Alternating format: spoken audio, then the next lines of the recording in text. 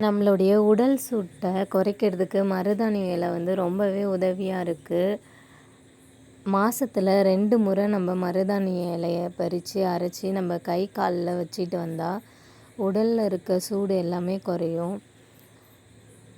ஒரு சிலருக்கு மருதாணி வந்து ஒத்துக்காது, ரொம்ப சளி பிடிக்கும். அவங்களாம் வந்து பகல் நேரத்தில் ஒரு 1 மணி நேரம் அந்த மாதிரி வச்சுட்டு எடுத்துடலாம்.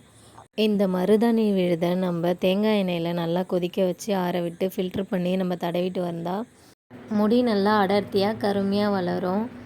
வெள்ளை முடி இருக்கவங்க இதை நேச்சுரல் டையாக யூஸ் பண்ணலாம்.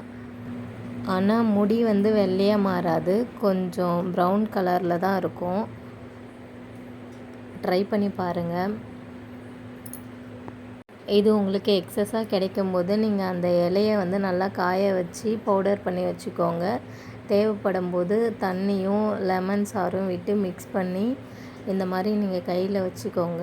எனக்கு மருதாணி வைக்கிறது ரொம்பவே பிடிக்கும். உங்களுக்கு யாருக்கெல்லாம் பிடிக்கும்னு கமெண்ட் பண்ணுங்கள். பாய்.